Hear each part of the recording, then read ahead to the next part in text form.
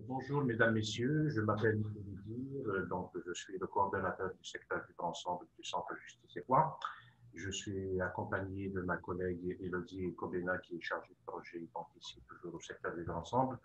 Nous avons le plaisir aujourd'hui de recevoir la politologue Fatima Wassak. Madame Wassak est cofondatrice du Front des Mères, qui est le premier syndicat de parents d'élèves de ce qu'on appelle en France les quartiers populaires. On pourrait dire aussi Cité de l'immigration. Elle préside le réseau Classe Genre Race qui lutte justement contre les discriminations et le racisme subi par les femmes afro-descendantes de l'immigration postcoloniale en France. Nous la recevons aujourd'hui dans le cadre des entretiens du secteur Vivre Ensemble pour discuter avec elle de son livre La puissance des mères pour un sujet révolutionnaire. Et ce livre a été publié il y a quelques semaines aux éditions La Découverte. Elle y raconte avec beaucoup d'espoir le potentiel politique révolutionnaire des mères. Et dans ce livre, elle revient sur ce qu'elle qualifie carrément de guerre larvée que mène l'État français contre une partie de sa population, c'est-à-dire les jeunes descendants de l'immigration postcoloniale, ou tout simplement, on pourrait dire, non-eurodescendantes. La portée de ce livre ne se limite pas au cas français, et c'est ce que nous allons essayer de voir dans le cadre de cette discussion. À sa lecture, on comprend vraiment que ce livre est le fruit de la peur qu'elle ressent pour ses enfants depuis qu'ils sont venus au monde. Cette peur en est une qui tenaille plus largement une partie des populations confrontées au racisme et aux violences policières et, par voie de conséquence, qui voient leurs enfants exposés à la violence et à la mort prématurée. Si nous tenons à faire connaître son travail au Québec, c'est justement parce que ce sont les enfants qui sont au cœur de son livre. Ils sont aussi à l'intersection et le point commun de beaucoup de luttes. Pour Fatima Wassak, si ces femmes des classes populaires sont à ce point obligées de s'organiser en tant que mères, c'est justement pour protéger leurs enfants des violences sociales destructrices qu'ils subissent dès leur plus jeune âge. Et l'outil pour y parvenir, selon elle, c'est l'écologie. On y reviendra donc dans le cadre de cet entretien pour qu'elle nous livre bien sa réflexion sur quel type d'écologie et comment est-ce qu'elle l'a réfléchi. Enfin, son livre est aussi une démarche pour sortir de l'invisibilisation et surtout pour restituer la mémoire de nombreuses luttes du passé en vue de les transmettre aux plus jeunes générations, surtout, et ça c'est important pour elles, pour que ces jeunes générations ne soient pas justement habitées par la résignation. Je dirais donc que le refus de la résignation et la quête de dignité sont le cœur de son projet intellectuel et politique. Alors, pour débuter, prenons justement pour débuter cet entretien cette porte d'entrée de la lutte pour la dignité et posons-la de façon comparative, à la fois pour aborder la dimension intersectionnelle et décoloniale des enjeux qui sont soulevés. Madame Wassak, vous dites quelque part qu'en voyant les Gilets jaunes qui débarquaient à Paris, vous avez constaté que beaucoup, justement, parmi eux et elles, étaient des mères venues avec leurs enfants qui estiment que leur dignité en tant que femmes passe par le fait de garantir l'avenir de leurs enfants. Pour vous, Fatima Wassak, ce mouvement, par exemple, des Gilets jaunes aurait donc pu être vu comme une lutte féministe, si je comprends bien. Oui, absolument. Alors, bonjour déjà pour commencer. Merci pour l'invitation et merci pour le magnifique résumé que vous avez fait de mon livre. Oui, effectivement, la mobilisation, le soulèvement populaire, le mouvement des Gilets jaunes aurait pu être qualifié de féministe. Alors moi, il se trouve que j'habite en Seine-Saint-Denis, qui est un département de la région parisienne, dans une ville qui s'appelle Bagnolet, où beaucoup de bus des régions françaises arrivent avec dans les bus des personnes qui veulent notamment visiter Paris, etc. Et donc, j'ai pu voir en novembre 2018, donc au balbutiement du mouvement des Gilets jaunes, des Gilets jaunes arriver en bus pour ensuite aller manifester leur colère sur les Champs-Élysées. Et moi, les personnes que j'ai vues, les premières personnes que j'ai vues descendre des bus, ce sont des mères, des femmes qui descendaient des bus avec notamment leurs poussettes, leurs enfants en bas âge. Enfin, le mouvement des Gilets jaunes, dans ses débuts, était très familial et était très porté par des parents et en particulier par des mères qui venaient avec leurs enfants. Et alors, pour la petite anecdote, le premier acte du mouvement des Gilets jaunes a eu lieu un samedi lors d'une manifestation en novembre, alors je crois que c'était le 24 ou le 25 novembre, autour de la journée internationale contre les violences que subissent les femmes, les violences conjugales, les violences sexuelles, etc., que subissent les femmes. Et donc, la manifestation des Gilets jaunes avait lieu en même temps que cette manifestation féministe juste après MeToo. Et alors, ce qui est intéressant, c'est que les féministes qui ont organisé cette manifestation MeToo, on va dire, ont considéré que les Gilets jaunes, c'était un coup organisé, orchestré par l'État Macron, par le gouvernement, pour empêcher en fait cette déferlante féministe, ce renouveau féministe donc en 2018. C'est dire à quel point les féministes elles-mêmes n'ont pas vu, n'ont pas lu les Gilets jaunes comme étant un mouvement également de femmes, également de mères. Et il y a là un vrai problème, je pense, dans la conception même du féminisme majoritaire en France, qui refuse en fait de voir dans des luttes portées par des mères des luttes féministes. Alors ça s'explique pour plein de raisons historiques. J'en parle un petit peu dans le livre, c'est notamment lié aux luttes pour le droit à avorter, pour l'IVG.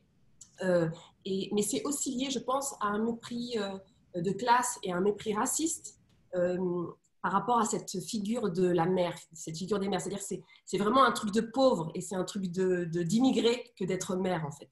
C'est vraiment l'image c'est un truc bas de gamme, quoi. C'est pas un sujet politique noble comme peut l'être les femmes. La femme, mère, c'est tout de suite, c'est la cuisine, c'est faire la vaisselle, c'est changer les couches, quoi. Dans l'imaginaire féministe français, alors on pense notamment à Simone de Beauvoir et au fait qu'elle considère comme étant aliénant le fait d'être mère et la maternité. Et ça a vraiment structuré, je pense, le féminisme plus largement les courants progressistes en France. Mais moi, je l'ai vu ça au début des Gilets jaunes. Enfin, je vous dis, moi, j'ai vu descendre des mères des bus et elles parlaient de leurs enfants, quoi. Enfin, si elles se battaient, c'était pour leurs enfants.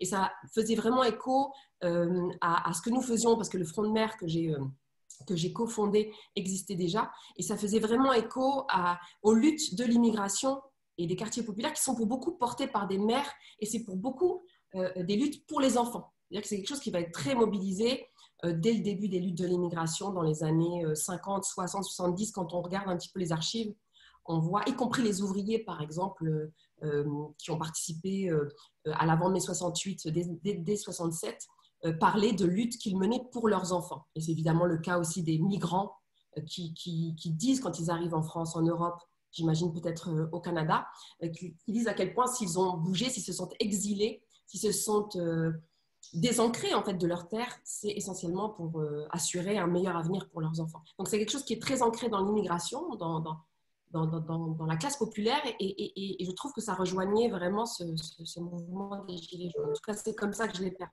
et j'ai trouvé là quelque chose, même en termes stratégiques, j'ai trouvé là un levier en fait à actionner pour penser des alliances possibles. Donc, en vous écoutant justement parler de cette absence de lecture qui n'a pas été faite au début, de voir ces mères comme des féministes dans ces luttes féministes-là, je voulais vous écouter, par exemple, sur le fait que, justement, ces luttes féministes, elles ne valorisent pas le statut de mère et donnent même généralement une image asservissante de la maternité. Et votre livre il revient en montrant que le fait de lutter contre ces injonctions à être mère et vouloir se réapproprier une puissance politique en tant que mère d'abord, et que ce sont des combats distincts et féministes. Qu'en dites-vous par rapport à ça? Alors déjà, juste une petite remarque. Pour moi, le mouvement des Gilets jaunes n'est pas un mouvement féministe à proprement parler. Que les personnes qui ont participé à ce mouvement ne se déclaraient pas comme étant féministes.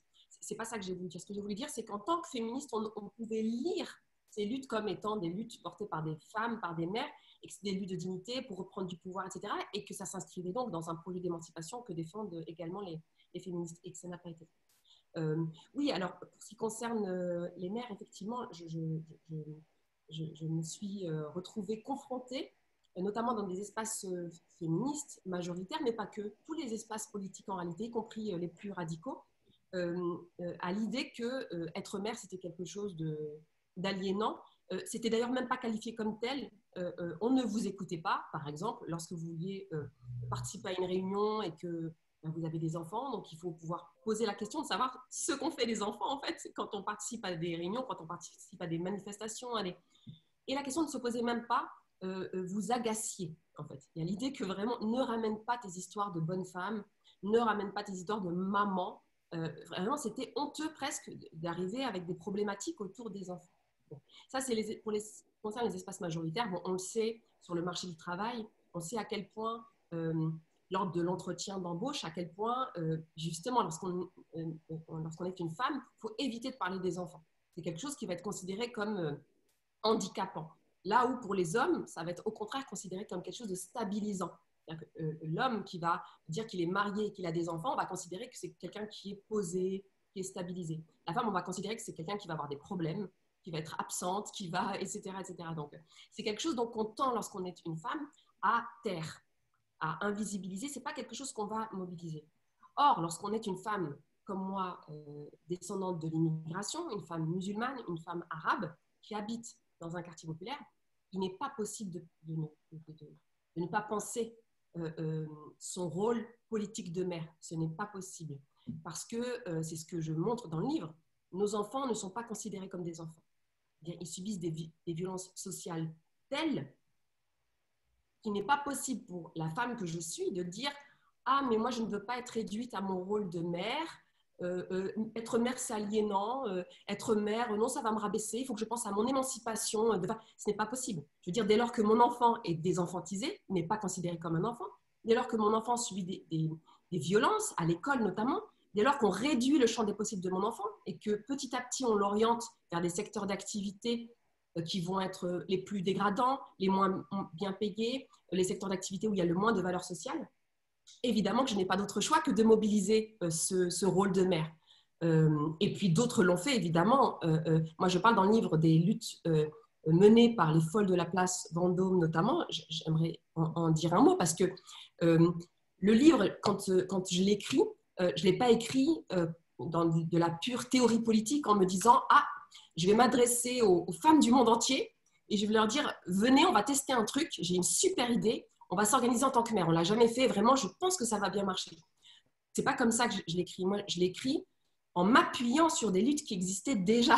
Donc, je m'appuie sur un acquis politique, sur un acquis stratégique en disant « En fait, c'est dommage de ne pas s'inscrire dans des luttes qui ont déjà existé, qui ont déjà été portées, qui ont fait leurs preuves et de mobiliser cet héritage-là. » Et donc, notamment celui des folles de la place Vendôme, mais qui elles-mêmes se référaient aux folles de la place de Mai. Donc, je commence par l'Argentine. Donc, ce sont des femmes qui se sont mobilisées en Argentine suite à la disparition de leurs enfants. Là, on parle de 30 000 disparus à ce moment-là, dans les années 70. Donc au moment du coup d'État et qui a mené à une dictature militaire. Et ces femmes, c'est intéressant, ont occupé l'espace public, et pas n'importe quel espace public, la capitale, pour exiger vérité et justice après la disparition et en réalité la mort de leurs enfants. On les a traités de folles. Et c'est quelque chose, ça, et d'ailleurs c'est en écrivant le livre que je m'en suis rendu compte, folle, c'est l'équivalent d'hystérique pour chasser les femmes de l'espace public. C'est-à-dire que les femmes, pour les chasser de l'espace public, en réalité de l'espace politique, l'espace médiatique, on va vite les renvoyer à la colère, la rage, l'hystérie. Donc c'est quelque chose qui correspond aux représentations sexistes accolées aux femmes. Pour ce qui concerne les mères, encore plus particulièrement, on va mobiliser, et c'est quelque chose d'international, donc c'est pas qu'en France, et donc c'était aussi le cas en Argentine, cette histoire de folie, avec l'idée que vous, les femmes, vous, les mères, arrêtez de pleurer dans l'espace public, vous êtes laides lorsque vous pleurez, vous vous enlaidissez de douleur, allez pleurer dans vos chambres, allez pleurer à l'intérieur. Donc c'est une manière vraiment de chasser les mères, les femmes de l'espace public, de les assigner à résidence, de les assigner dans leur chambre.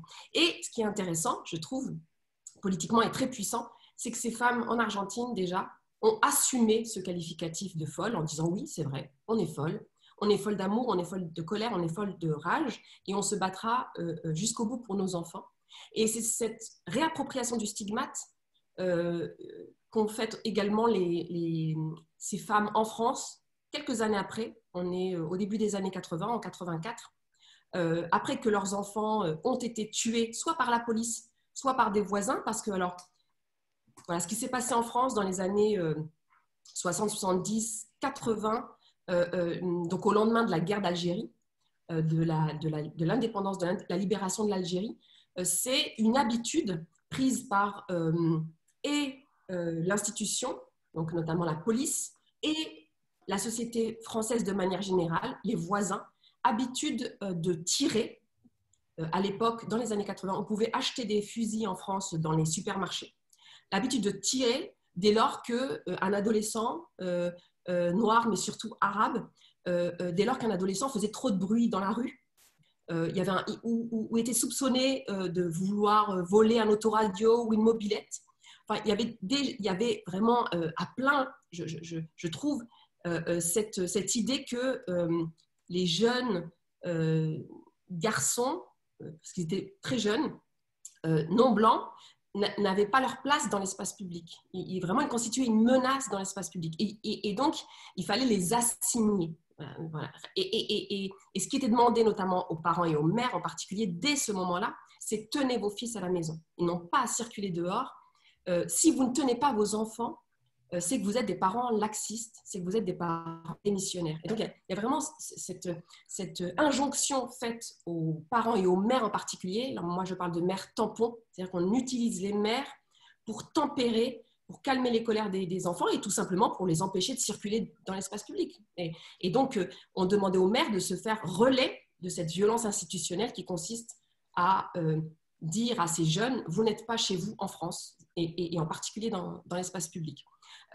Ces femmes, donc en 84 en particulier, en référence, en écho aux folles de la place de Mai, se sont retrouvées sur la place Vendôme à Paris pour exiger vérité et justice suite à la mort de leurs enfants, de leurs fils en particulier, donc tués, je vous disais, soit par la police, soit par des voisins. À l'époque, il y avait beaucoup de crimes comme ça, racistes, pas forcément policiers. Aujourd'hui, c'est essentiellement policier, mais à l'époque, c'était, je dis, des voisins qui tiraient de leurs fenêtres parce qu'il y avait eu trop de bruit dans la rue. Et il y en avait d'autant plus qu'il y avait une impunité judiciaire, c'est-à-dire que derrière, ce sont des crimes qui n'étaient pas considérés comme des crimes, des faits divers, des délits. Ils étaient à peine punis. Et donc, c'est dire le nombre de crimes de cet ordre-là qui ont pu exister à ce moment-là. Et ce sont donc des femmes qui se sont mobilisées en tant que mères. Et ça, c'est ce que je disais tout à l'heure, c'est pas moi qui aujourd'hui lis cette lutte-là en disant « Ah, comme pour les Gilets jaunes, tiens, ce sont des femmes qui se mobilisent. » Et en fait, moi, de mon point de vue aujourd'hui, je me rends compte à quel point elles se mobilisent en tant que mères. Pas du tout. Je veux dire, quand on les écoute, il y a notamment un documentaire qui a été réalisé par Mognis Abdallah, et c'est l'agence Immédia, et c'est tout le travail précieux de l'agence Immédia de se faire relais, justement, de transmettre en fait cette histoire si précieuse, parce que si difficile à avoir, si rare, où on voit en fait ces femmes se positionner comme sujet politique en disant « Mères du monde entier, rejoignez-nous ». Voilà, donc il n'y a pas plus clair, c'est « Mères du monde entier, rejoignez-nous » avec un discours très internationaliste, un discours très politique, où elle répétait « Notre enfant aujourd'hui, votre enfant demain ». C'est-à-dire que si on est là, c'est autant pour exiger vérité et justice par rapport à ce qui s'est passé pour notre fils, pour notre enfant, mais c'est aussi pour que vous, mères du monde entier, vous n'ayez pas à pleurer la mort de vos enfants. Et voilà, et ça c'est incroyable de voir à quel point cette lutte-là, pourtant glorieuse, a été invisibilisée dans les récits féministes, dans les récits antiracistes également, dans les luttes sociales de manière générale. Et c'est assez classique en France, cette invisibilisation des luttes de l'immigration et des luttes des quartiers populaires, c'est assez classique de ne pas les retrouver ensuite dans l'histoire des luttes sociales de manière plus générale. Mais c'était important pour moi de resituer en fait les luttes auxquelles je contribue aujourd'hui, de les resituer dans cette histoire-là et de dire à quel point il y avait là un potentiel stratégique et politique vraiment immense, quoi. Parce que de la même manière aujourd'hui, dans les quartiers populaires en France, l'un des rares sujets politiques encore existants, ce sont les maires. C'est-à-dire qu'on a détruit beaucoup, on a beaucoup détruit le tissu associatif notamment, on empêche les gens de s'organiser politiquement, notamment les jeunes hommes et femmes. Il y a vraiment cette idée de menace communautariste, menace islamiste également. Enfin, il y a tout ça qui est les classes dangereuses en fait, hein, c'est vraiment et c'est pas né avec l'immigration, c'est les classes populaires de manière plus générale. Et finalement, l'un des rares sujets politiques, comme je disais, qui continue à se mobiliser, ce sont les mères et beaucoup autour de la question de l'école, des choses comme ça. Donc, bon, puisque c'est un sujet politique qui existe concrètement de fait, autant s'appuyer aussi là-dessus. Oui, merci pour votre réponse. On va continuer à se coltiner les questions qui sont au cœur et qui tenaillent justement les ressorts de l'islamophobie et du racisme. Je vais aborder un autre élément qui est sous-jacent un peu à la question que nous venons d'aborder. Fatima Wassak, votre propos est situé, vous l'assumez dès le prologue du livre. Vous êtes une mère berbère. Vous n'avez jamais ressenti le besoin de dire que vous n'étiez pas arabe. Vous êtes africaine, vous êtes française, et le combat que vous menez, vous y voyez une grande portée universelle. Ce que j'aime bien là-dedans, c'est que vous compliquez à juste titre la notion d'identité. Vous montrez que l'identité n'est pas seulement suivie, elle est aussi, c'est une catégorie pratique, on peut en faire ce qu'on veut, la mobiliser politiquement.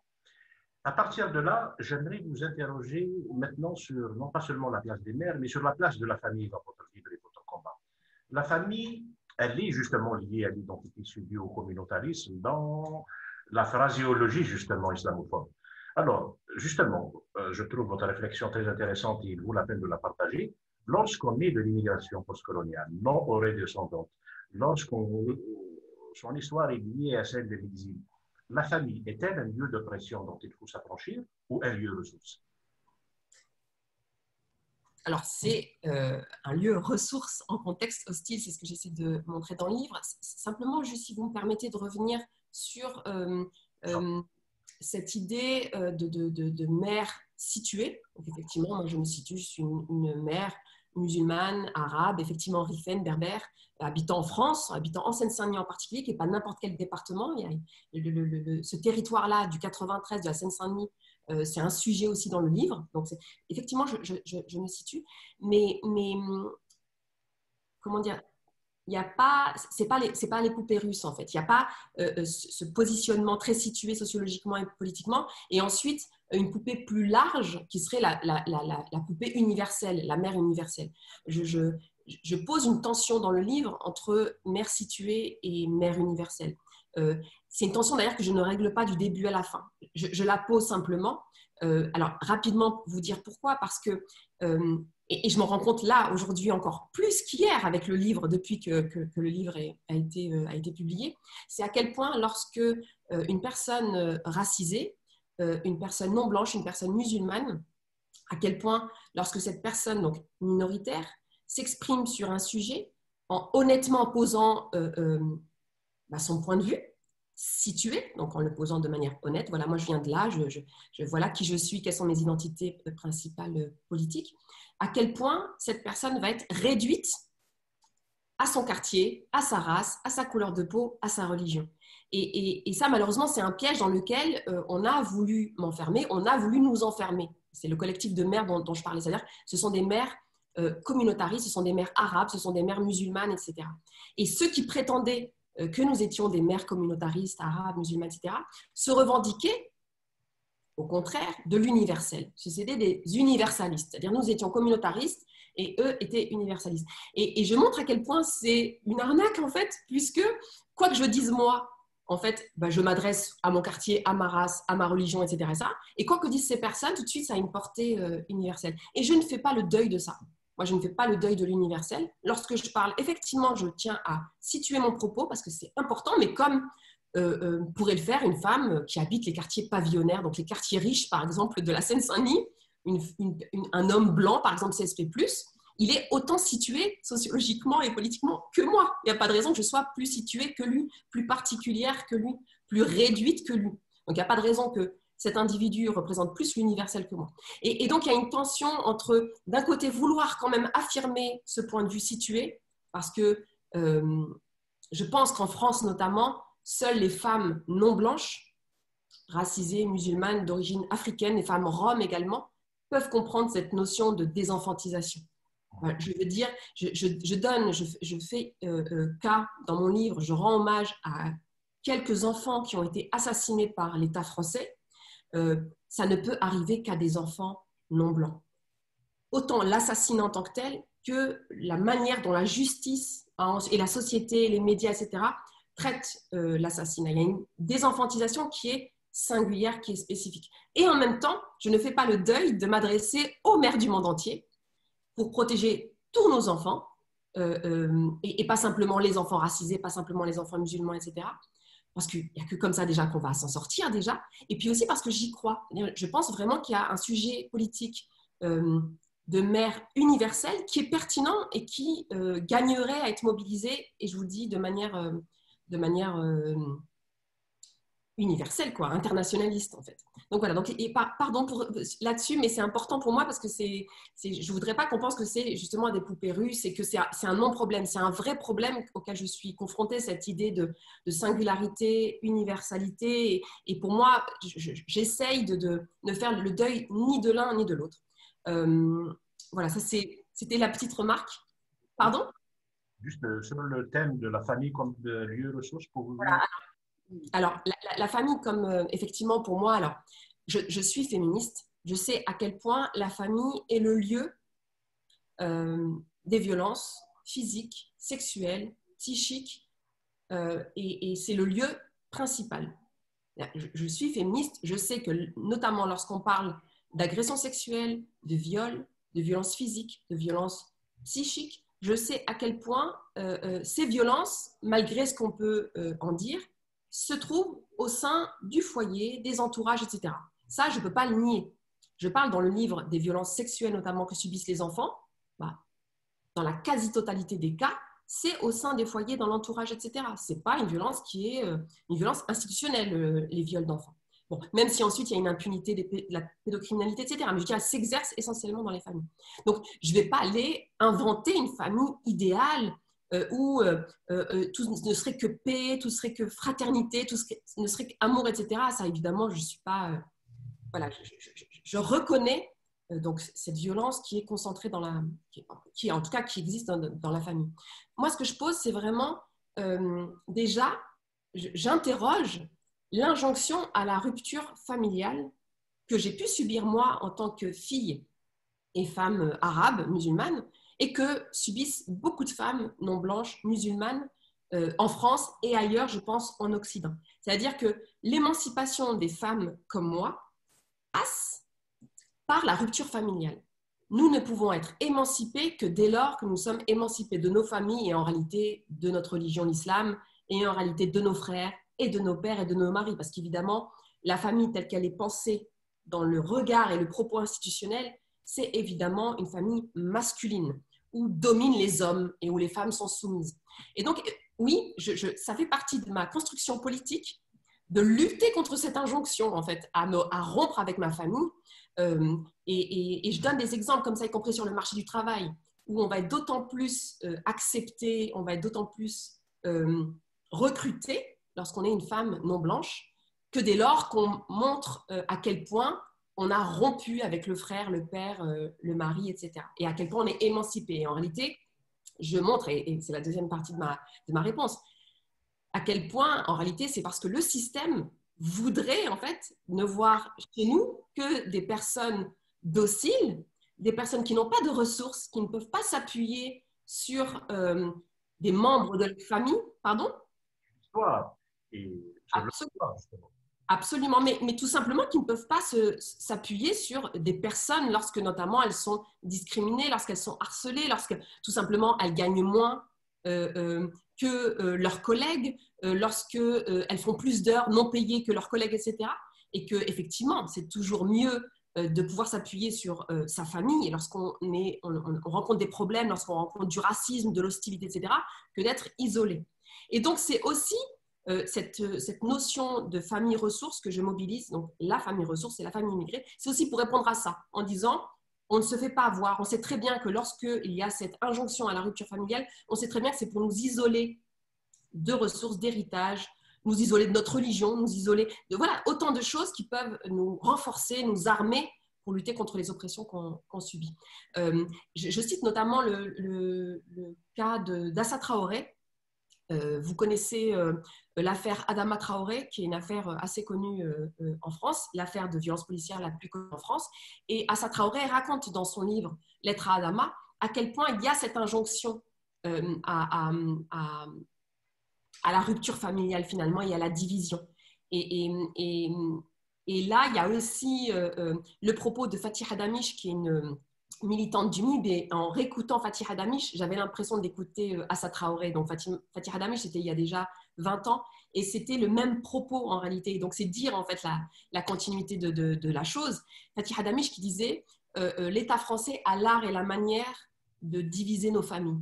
Voilà. Et c'est vraiment ça. Il y a une politique publique qui est menée pour diviser nos familles. Il faut lutter contre ça. C'est-à-dire qu'on n'a pas le choix que de lutter contre les violences au sein de nos familles. Ça, c'est une chose, et ça, il faut le faire, et je dis à quel point il faut le faire.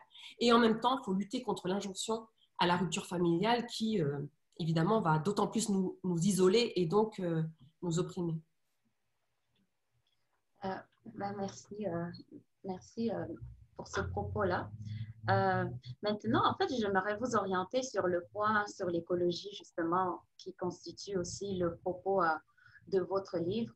Le choix d'avoir orienté le débat sur le terrain des mères et non plus nécessairement le terrain des mères féministes issues de l'immigration postcoloniale.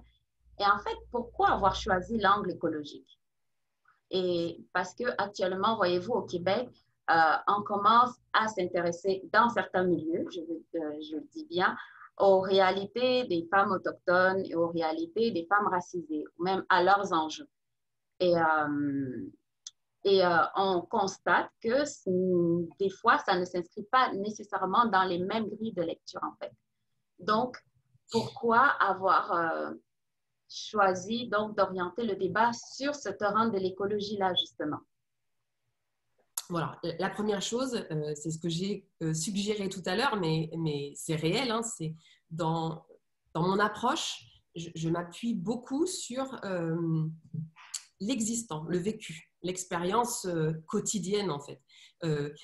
Comme je vous disais, je ne me suis pas dit « Ah tiens, mère, j'ai bien réfléchi, je trouve que c'est une super idée ». Non, il se trouve que j'ai mené une lutte, je ne voulais pas me la mener au départ. Je raconte ça au début du livre, c'est cette lutte pour une alternative végétarienne à la cantine. Ce n'est pas une lutte que je voulais mener, parce que pour tout vous dire, je suis mariée à un militant, j'étais moi-même militante déjà avant d'avoir des enfants, et on s'était mis d'accord pour ne pas militer autour des questions liées à la famille, aux enfants, etc. On se disait, on va protéger un petit peu notre espace, et puis il y avait aussi cette idée cette peur des représailles par rapport aux enfants, etc. Donc vraiment, je n'y suis pas allée en me disant, je vais mener une lutte politique, révolutionnaire, etc. Pas du tout. Ouais, vraiment, c'était le parent lambda qui veut juste trouver une solution pour que sa fille ait un repas équilibré à la cantine. Et alors, de la même manière que autour de la table, quand j'étais au problème qui faisait que ma fille n'avait toujours pas de plat équilibré à midi, de la même manière que ce sont des mères qui étaient autour de la table, et moi, je n'ai pas appelé les mères. Moi, j'ai simplement dit qui veut se mettre autour de la table pour réfléchir à une solution. Donc, je m'adressais aux parents et aux enseignants en réalité. Et ce sont des femmes qui sont venues autour de la table. Bon, pour plein de raisons que vous devinez, voilà, c'est plutôt les femmes qui s'occupent de tout ce qui concerne l'éducation des enfants, encore plus quand il s'agit de nourriture. Mais c'est aussi ce que je disais tout à l'heure, parce que dans les quartiers populaires, et c'est là où je milite, ce rôle de femme, ce rôle politique mobilisé par les femmes, donc rôle politique autour des mères, est quelque chose qui existe déjà. Donc, il y a aussi cette raison-là, je pense. En plus de la raison de bon sens, qui est que c'est plutôt les femmes qui s'occupent des enfants, etc. Il y a aussi une vraie raison politique qui est liée à l'histoire des quartiers populaires en France et qui fait que on reconnaît ce rôle politique dans les quartiers et dans l'immigration, on reconnaît ce rôle politique aux femmes, ce rôle politique puissant. C'est-à-dire que moi, je n'ai jamais eu de problème depuis que je milite en tant que mère à ce que les pères se mettent derrière les mères. Ça n'existe pas. Alors qu'on aurait pu rencontrer ça dans d'autres espaces, notamment l'espace blanc, pour le dire vite, où des hommes peuvent venir dire non, mais pourquoi il faut partager la parole, etc. Bon, en tant que mère dans les quartiers populaires, vous n'avez pas ce problème. C'est-à-dire on reconnaît cette force politique aux mères. Mais de la même manière, m'être mobilisée sur des questions écologiques, en fait, en réalité, ça m'est tombé dessus. L'écologie, je ne l'ai pas choisie, en fait. Elle m'est vraiment tombée dessus. J'avais un problème concret. Ma fille n'avait pas un repas équilibré à midi. Ça aurait pu être réglé en 2 minutes si je n'avais pas été une femme musulmane, je le dis. Si j'avais été une femme blanche, non musulmane, CSP+, donc de classe moyenne et supérieure, le problème aurait été réglé très rapidement. Bon, là, il a été réglé au bout de 5 ans, parce que je suis musulmane, voilà, et ça, il faut le dire, parce que j'ai été qualifiée de communautariste, d'islamiste, parce qu'aussi ont été mobilisées des représentations autour des parents immigrés en France, des parents non blancs en France, des parents musulmans en France, autour de cette idée que ces parents-là n'aiment pas leurs enfants.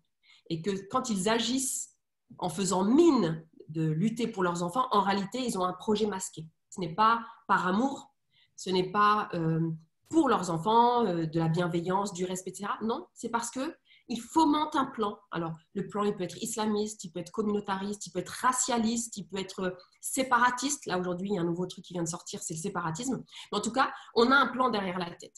Et donc, il y avait cette représentation qui m'était accolée, cette représentation qui consistait à dire, elle fait mine de demander une solution écologiste. Et en réalité, ce qui se cache derrière, c'est la charia, c'est l'islamisation de l'école, etc. Et donc, j'ai été obligée de mener cette lutte écologiste, concrètement. C'est-à-dire qu'on a organisé, du coup, alors j'étais voir, bon déjà, je suis sortie de mon isolement, j'ai été voir d'autres personnes en disant, venez, il faut qu'on trouve une solution, il faut qu'on lutte. Et ça, c'est parce que je suis militante et je sais à quel point, pour trouver des solutions, il faut se mettre en collectif. Il faut sortir surtout des espaces majoritaires où on est broyé psychiquement et qu'à un moment donné, il faut être en auto-organisation parce que sinon on n'avance pas.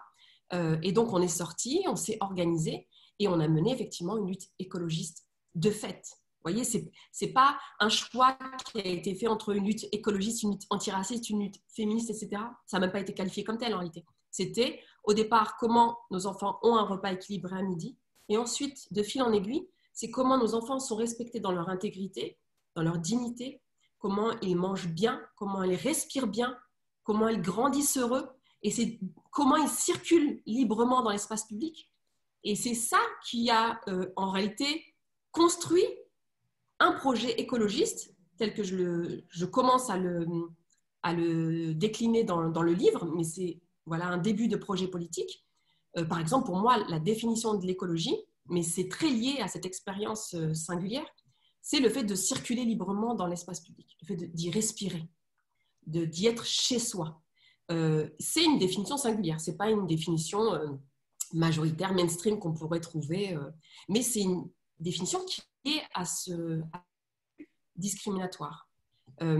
Et ensuite, alors, en allant, c'est vrai qu'il y a quand même cette réflexion, parce que oui, de fait, il y a un apport théorique, on va dire, parce que je suis passée par l'écriture et par, donc, de fait, oui, une réflexion. Oui, l'idée que l'écologie, si on doit choisir entre les différents outils de libération, je ne considère ça que comme des outils de libération, rien d'autre. Moi, je n'idéalise pas du tout ni l'antiracisme, ni le féminisme, ni le marxisme, ni l'écologie. Pour moi, tout ça, ce sont des outils, voilà, qu'il faut chercher à mobiliser. Et d'ailleurs, sans arriver forcément avec les gros sabots théoriques et intellectuels lorsqu'on mène des luttes. Il faut vraiment, pour moi, je revendique complètement la notion de bricolage, de tâtonner, parce que rien n'est jamais très simple. En fait, on peut arriver avec des gros sabots, par exemple féministes ou antiracistes dans les quartiers populaires et ça ne marche pas du tout. Comme je vous l'ai dit tout à l'heure, les féministes en France, par exemple, se cassent les dents sur la mobilisation populaire. On n'arrive pas à mobiliser. Le féminisme en France, je ne sais pas comment c'est au Canada, hein, mais en France, c'est 30 personnes à Paris, CSP+, dans une salle, dans un théâtre, et on est ultra radical, et on est intersectionnel, et on est décolonial, etc. C'est 30 personnes. Je veux dire, c'est l'élite de l'élite de l'élite de l'élite, quoi. C'est pas, alors je connais mieux l'Amérique du Sud ou même l'Espagne, où on a des millions de personnes dans la rue quand il y a un problème pour lutter contre le patriarcat. C'est vraiment pas ça en France. C'est vraiment un féminisme de classe, en fait. Mais comme l'écologie, une écologie de classe, et comme l'antiracisme aussi de plus en plus, un antiracisme de classe. Donc voilà, pour moi, il faut bricoler. Mais en même temps, si je devais choisir, effectivement, et c'est ce que j'explique dans le livre, c'est l'écologie. Je trouve que ça, étant donné l'histoire en France, notamment de la classe populaire, des quartiers populaires, de l'immigration, l'outil qui me paraît le plus pertinent, parce qu'il répond justement à ces enjeux liés au pouvoir que l'on n'a pas et au territoire où nous ne sommes pas considérés comme chez nous. Dès lors qu'on considère que l'écologie, c'est pour gagner du pouvoir, en tout cas en reprendre au système capitaliste, au système raciste, au système patriarcal, et dès lors que l'écologie, c'est pour pouvoir circuler librement dans l'espace public, l'écologie, c'est l'outil de libération qu'on doit prioriser. Et mon expérience fait que parler d'écologie, et notamment de ce sujet politique que sont les mères, ça parle à beaucoup de gens en fait. Il y a quelque chose de positif qu'on va moins avoir avec le féminisme ou avec l'antiracisme. Et ça, c'est important en fait, de mobiliser, de donner envie, d'y croire, de susciter de l'espoir, voire même de l'espérance. Je veux dire, je trouve que l'écologie, ça crée ça en fait chez les gens. Ils ont envie de se battre aussi parce que lorsque les écologistes parlent, traditionnellement, ils parlent des générations futures. Alors, il y a 20 ou 30 ans, quand les écologistes parlaient de générations futures, c'était 2500, 2700, 3000. Bon, maintenant, même les écologistes, quand ils parlent de générations futures, c'est après-demain, quoi. C'est le désastre écologique dans lequel nous sommes là aujourd'hui. Et ça rejoint cette peur, cette angoisse que peuvent avoir les parents pour leurs enfants. C'est-à-dire, que devient mon fils ce soir? Que devient ma fille ce soir? Qu'est-ce qu'elle mange aujourd'hui? Qu'est-ce qu'elle respire? Etc. Et je trouve que là, il y a des ambitions communes. Il y a des enjeux communs. C'est que deviennent nos enfants? C'est quoi notre destin commun, en fait? Lorsqu'on parle des enfants, on parle du destin commun. Et il y a donc quelque chose là à travailler, parce que il ne s'agit pas simplement de poser ce qui est le plus intéressant politiquement, intellectuellement. Il s'agit de voir aussi aujourd'hui, étant donné l'urgence dans laquelle on est, de voir ce qui est possible stratégiquement. Et je trouve que stratégiquement, l'écologie, dans la mesure où ça parle à beaucoup de monde, où ça, encore une fois, ça crée de l'espoir, voilà, et encore une fois, c'est important. Ce n'est pas quelque chose à négliger, et je trouve qu'on le néglige trop. Moi, par exemple, dans le livre, j'essaie de mobiliser cette figure du dragon, aussi, bon, parce que j'aime beaucoup les dragons, depuis que je suis toute petite, mais et que je trouve que voilà, ça nous met aussi dans un univers enfantin nécessaire. Mais c'est aussi parce que c'est comme ça. Alors, ça peut être le dragon, mais ça peut être autre chose. Ça peut être la sorcière, par exemple. Les féministes, de plus en plus, avec Federici, mobilisent cette figure de la sorcière. Je trouve qu'il faut, comme ça, susciter, en fait, de l'imaginaire un peu pop, en fait. Vraiment de la culture populaire, quoi. S'appuyer, ne pas se dire qu'on reste dans notre petit monde intellectuel, théorique, politique, militant, et que c'est dur, et que c'est carré, et que c'est chiant, pardon du mot, mais que voilà, au contraire, il faut essayer vraiment de mobiliser, de susciter, de donner envie, d'être sur quelque chose de très positif voilà. Et je trouve là que l'écologie peut jouer à plein, voilà, avec tout l'imaginaire vert, vraiment enthousiasmant et enfantin que peut susciter l'écologie. Alors justement, quand il s'agit des enfants, quand il s'agit de la conscientisation dont il faut faire preuve, quand il s'agit justement de penser à leur avenir, comment est-ce qu'on peut les conscientiser au ressort du racisme qu'ils peuvent subir sur le plan institutionnel, sur le plan des représentations, tout en leur donnant envie de réussir, mais en même temps, ici, je sens bien ça dans votre livre, sans nécessairement leur donner aussi le goût de la compétition. Alors, comment est-ce que justement on peut jongler avec tous ces éléments? La conscience des luttes, la conscience de la réalité de ce qu'est la société, l'importance de réussir, mais sans rentrer dans une espèce de compétitivisme. Vous jouez sur ce dos tableau, vous tenez sur une ligne de rasoir et livrez-nous un peu votre réflexion pour que ça soit clair. Parce que quand il s'agit des enfants issus de l'immigration, très souvent on peut penser que leur parler d'antiracisme, c'est justement leur mettre des obstacles c'est leur mettre des bâtons dans les roues, leur transmettre des passions tristes qui peuvent les empêcher d'avancer. Comment vous, comme mère, vivez cette tension? Alors, je la vis de plus en plus tranquillement parce que moi, je considère que je fais ma part. Bien sûr. Et je me dis que chacun et chacune fait sa part. Et pas plus. Pas moins, mais pas plus. On fait ce qu'on peut, voilà. Moi, j'inscris ça aussi dans ma spiritualité. Je pense que c'est ce qu'on doit à nos enfants, en fait. Faire sa part. Bon, voilà. Moi, j'estime que je la fais, à peu près. Et alors oui, effectivement, vous parlez de dilemmes dans lesquels sont effectivement les parents minoritaires, en particulier immigrés. Pardon? Je suis confronté moi-même. Beaucoup sont confrontés effectivement dans l'éducation de leurs enfants, aussi parce qu'on aime nos enfants et qu'on veut que nos enfants puissent grandir et heureux et en même temps qu'ils puissent réussir aussi. Alors, on reproche beaucoup ça, je trouve. Les générations d'aujourd'hui reprochent beaucoup à leurs parents d'avoir sacrifié leur santé mentale, leur dignité pour l'école, pour la réussite scolaire, en leur disant ne me raconte pas ta vie quand soi-disant tu subis du racisme, etc. Non, ne raconte pas tout ça, tu travailles à l'école, tu te tais, tu en fais 2 fois plus. Et d'ailleurs, les parents eux-mêmes désenfantisent leurs enfants. Il n'y a pas de raison que tel enfant en fasse 2 fois plus que tel autre. Je veux dire, si le système est discriminatoire, est inégalitaire, etc., ce n'est pas de la faute de l'enfant, ce n'est pas à lui de payer. En réalité, ça devrait être aux parents de se battre 2 fois plus pour que leurs enfants n'aient pas à le faire. Bon. Mais c'est vrai que beaucoup de parents se comportent ainsi dans des stratégies scolaires individuelles. Alors moi déjà, je dis qu'il faut une certaine forme d'indulgence pour ces parents lorsqu'il y a eu de telles stratégies qui ont été choisies, parce que en réalité, nos parents ont eu raison de vouloir nous extraire de la classe ouvrière, de la classe populaire, parce qu'en réalité, c'est dans la classe populaire qu'on subit le plus d'atteinte à notre dignité et que les conditions matérielles d'existence sont fondamentales pour penser la question de la dignité. Il n'y a pas d'un côté les conditions de vie, les conditions sociales, etc., et de l'autre côté, la dignité. Je veux dire, et ça, nos parents le savent, et nous le savons pour nos enfants. C'est-à-dire que, évidemment, par exemple, pour ce qui concerne les violences policières, c'est un exemple que je donne, on ne va pas subir les violences policières de la même manière si on est un jeune homme non blanc qui vit dans un quartier populaire, habillé comme quelqu'un de classe ouvrière, et évidemment un ingénieur, un médecin, etc., qui vit dans un quartier pavillonnaire, même s'il est arabe, musulman, noir, etc. Évidemment, il peut subir des violences, évidemment, mais ce n'est pas la même nature, ce n'est pas le même degré, et ce n'est pas la même répétition, etc. Donc déjà, le fait que les parents aient opté pour cette stratégie-là, il faut une certaine forme d'indulgence pour le comprendre. Maintenant, moi, effectivement, je dis que c'est destructeur d'élever ainsi les enfants, de dire je vais les protéger en ne leur parlant pas des oppressions, des humiliations, du racisme, etc., et en les responsabilisant avec cette histoire de quand on veut, on peut, il faut en faire 2 fois plus, s'il y a un problème à l'école, c'est de ta faute, etc.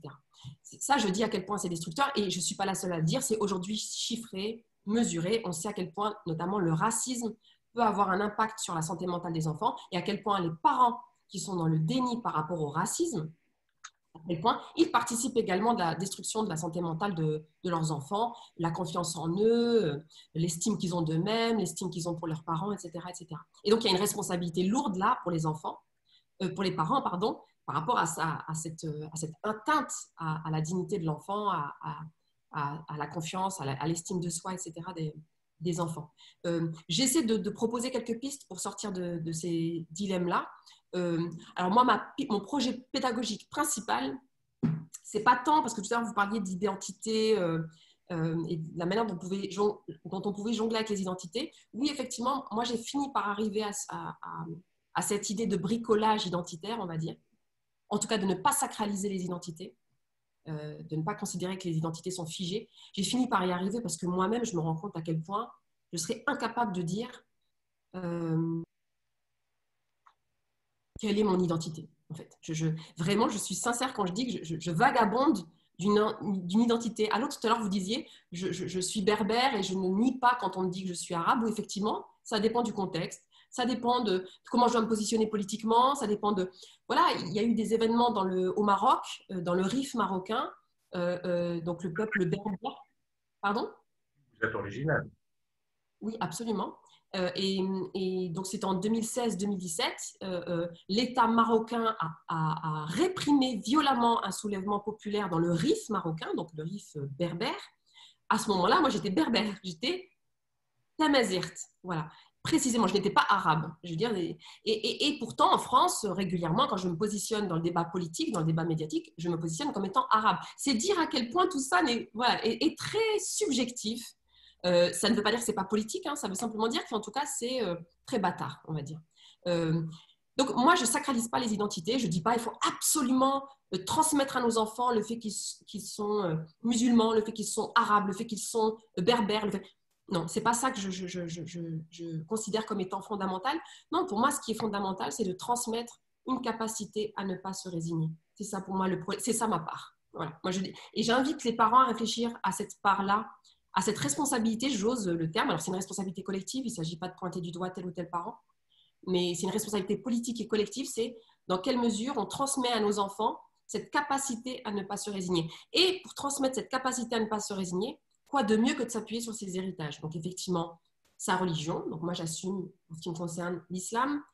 Les langues maternelles, les langues africaines, pour ce qui nous concerne ici en France, sont les langues de l'immigration, les héritages de nos pays d'origine, les luttes qu'ont menées nos parents pour excusez du peu, libérer l'Afrique de la férocité coloniale, parce qu'on n'arrête pas de nous dire, nous, que voilà, on vient de nulle part, que nos mères, notamment, ont été passives, soumises, etc. Elles ont quand même libéré l'Afrique, nos mères, et encore une fois, de la férocité coloniale, donc ce n'était pas une maigre affaire. Et donc, quoi de mieux que de s'appuyer sur ces héritages-là, notamment de lutte, pour transmettre ça aux enfants. Alors, ce n'est pas forcément des cours à l'université, auprès de nos petites bambins de 2-3 ans, hein. Mais c'est dès 2-3 ans, ça je tiens à le dire, c'est-à-dire qu'il ne faut pas hésiter, les enfants très jeunes peuvent comprendre le système capitaliste, ça j'ai pu l'expérimenter auprès de mes propres enfants, c'est-à-dire que de comprendre qu'il y a un roi capitaliste qui est prêt à tout pour faire des profits et qui est prêt à tout pour de l'argent, etc., c'est facile à comprendre pour des enfants. Et je remarque, moi, que les enfants ne supportent pas de se faire avoir, ne supportent pas d'être piégés par ce roi capitaliste. Et d'où l'histoire aussi du dragon avec le feu, etc. Enfin, bon, il y a plein de petites choses à inventer pour des enfants de 2-3 ans, mais de manière très concrète, là je vais être très précise, c'est par exemple pour les injustices que j'ai pu rencontrer moi, notamment auprès de l'institution scolaire, auprès de l'école. Moi, j'ai toujours associé mes enfants, c'est-à-dire que même envoyer un mail à l'inspection académique, donc à l'institution scolaire, pour dire je ne suis pas d'accord par rapport à ce que je disais tout à l'heure, par exemple par rapport à la cantine. Mon enfant n'a pas un repas équilibré à la cantine. Lorsqu'il y a eu des affaires de violence sexuelle entre enfants dans les toilettes, quelle que soit la petite affaire quotidienne liée à telle ou telle institution, à tel ou tel problème de manière générale, moi j'ai toujours mis mon enfant à côté de l'ordinateur, j'ai envoyé le mail en disant à l'enfant voilà ce que j'écris dans le mail, voilà, pour dire à l'enfant voilà, regarde, il y a un problème dans ta vie, et maman elle est là pour régler le problème, on ne se laisse pas faire.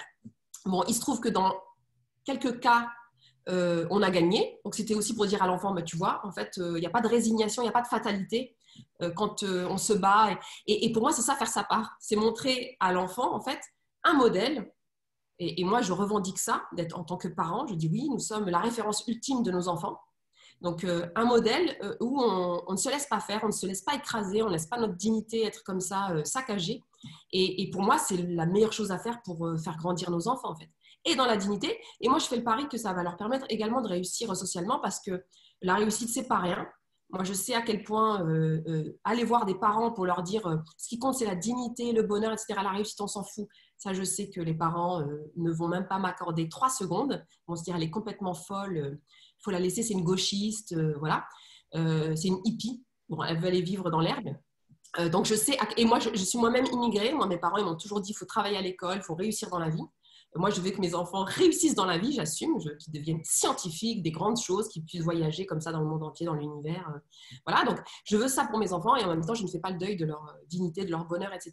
Et ça, je fais le pari que c'est possible. Après, c'est du petit bricolage, c'est du dosage, mais si on s'y met à beaucoup, il n'y a pas de raison que ça ne marche pas.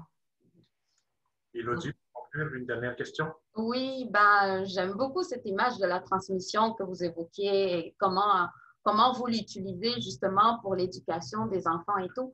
Mais je voulais, comme vous le disiez sur la dernière question, étant donné que votre terrain, c'était les personnes issues des quartiers populaires, donc comment et en plus vous avez situé votre livre comme un projet politique inhérent à ces personnes-là, comment il a été reçu justement? Alors, il a été très bien reçu. Franchement, j'étais relativement surprise qu'il ait été aussi bien reçu par des personnes qui ne sont pas racisées, qui ne sont pas de l'immigration, qui n'habitent pas dans les quartiers populaires. Voilà, pour le dire clairement, beaucoup de mères blanches, y compris de classe moyenne supérieure, et qui m'ont dit à quel point elles avaient été touchées. Donc, c'est bien que il y a quelque chose de juste là dans la dimension universelle de ce que je décris, de ce vécu. Il y a bien un vécu de mère qui peut parler à tout le monde. Et je pense, moi, qu'il y a quelque chose autour, et c'est pour ça que stratégiquement, c'est important en fait, de mobiliser ce sujet politique et qui peut devenir révolutionnaire.